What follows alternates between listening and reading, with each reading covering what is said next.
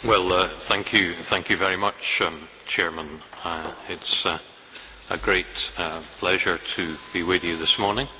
Je dois vous souhaiter la bienvenue au Comité économique et social européen. I would like to welcome you to the European Economic and Social Committee. 欢迎你们来欧洲经济和社会委员会。It's an honor to be here and to have the opportunity to share a platform with people like Geronimo Maio and Jean-Christophe Defraigne. I had the great fortune to work in the People's Republic of China in the 1980s, and then in the 1990s and in the first decade of this century as a member of the European Parliament and as the leader of its liberal group to lead a number of delegations to Beijing and to other Chinese cities. And more recently, as a member of the European Economic and Social Committee, I've been the chairman of the China Contact Group. So I know the importance of the work that you are doing here. I think this is one of the world's most successful strategic relationships at the moment, at a time of great turbulence in many global affairs. We are managing nonetheless to conduct a sensible, rules-based multilateral approach to the kind of challenges that we face. When I was asked to speak to you this morning, I protested that I could think immediately of at least 10 people better qualified than I am. To which they said, yes, so can we, Sir Graham, but they've all turned us down.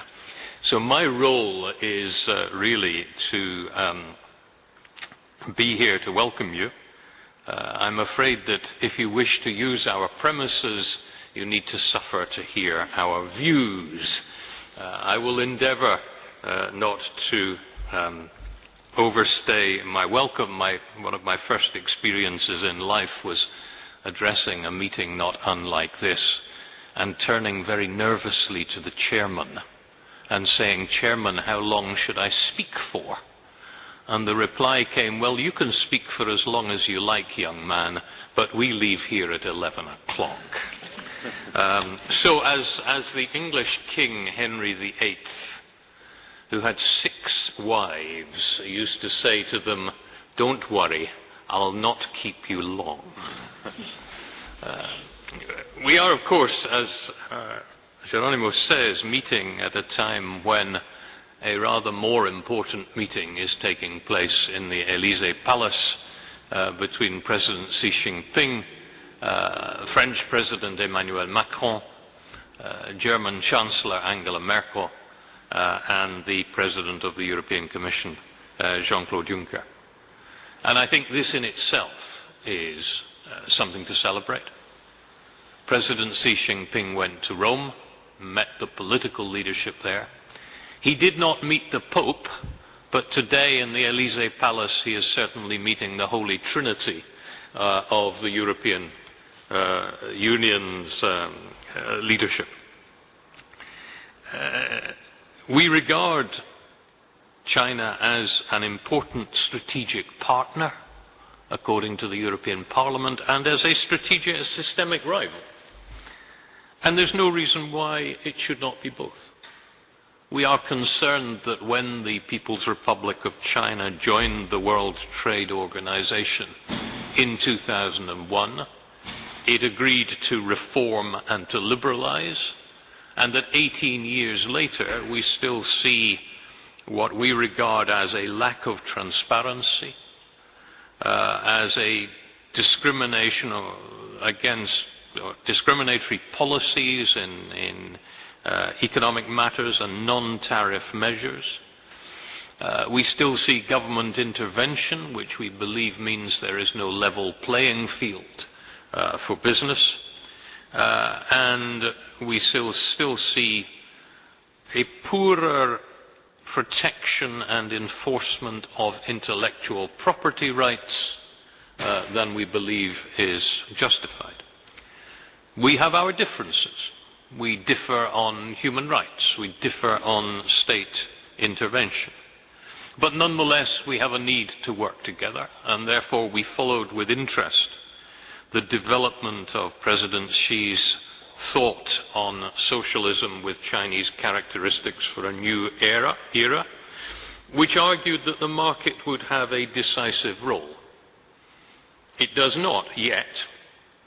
The Belt and Road Initiative is still dominated by state-owned enterprises, but nonetheless we see some signs of progress.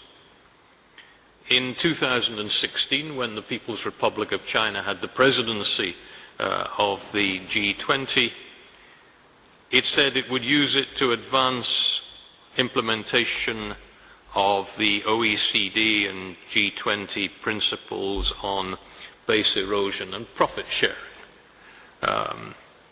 We were a little concerned that there was no exchange of BEPS country-by-country reports at the time, but nonetheless the noises were right. We have seen progress in VAT reform on services in the People's Republic, taxes being reduced. We've seen reform, or a move to reform the tax identification regime for legal persons, to clarify beneficial ownership and double taxation agreements. There's been an announcement that the People's Republic will adjust duties and import taxes on some items, and as the Chairman mentioned, there's been an environmental protection tax law adopted by the National People's Congress, I think at the end of 2016, and which came into force at the beginning of last year. What the European wants is to see the opportunity for fair trade between China and Europe, the respect for intellectual property rights, and commitment to and following of WTO rules and obligations. So in other words, we want the Silk Road to be a two-way street. We want balanced trade that can be developed, and we want cooperation on global issues such as world population growth and migration, such as fighting internationally organized crime, such as dealing with the challenges of energy security and climate change, which affect us all. We believe that we are making progress. We now trade on average over €1 billion a day.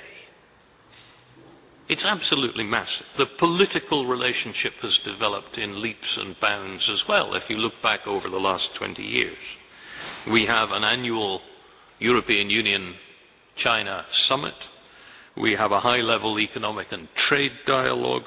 We have a joint committee on trade. We have a trade and investment policy dialogue. We have an economic and trade working group. All of this within what we are now describing as the EU PRC 2020 strategic agenda for cooperation. And I hope that we can develop this further.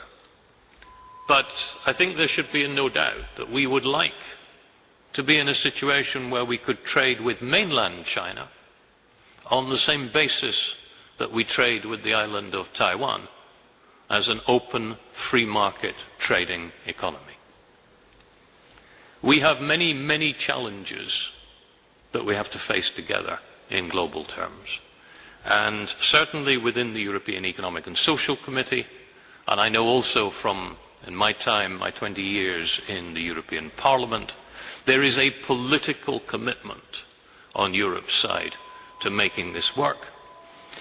It might be of interest to you, and I'm not sure that I should really say this, but I find as a member of the Economic and Social Committee that when I talk to my Chinese counterparts in China's Economic and Social Committee, who are scientists and engineers and cultural leaders, I sometimes find a far wider and a far deeper and a far more satisfactory discussion than I found as a member of Parliament talking to the National People's Congress. I think we should never be unaware of the fact that the deeper currents of human history are perhaps not so much political and economic as cultural and social. They are about what people choose to worship and to sacrifice and perhaps even to die for. They are about how we express beauty in arts and architecture and music. They are about how we deal with each other across borders on the basis of common human interests. And that is something that I know your project is aiming to improve, and I wish you every success with it.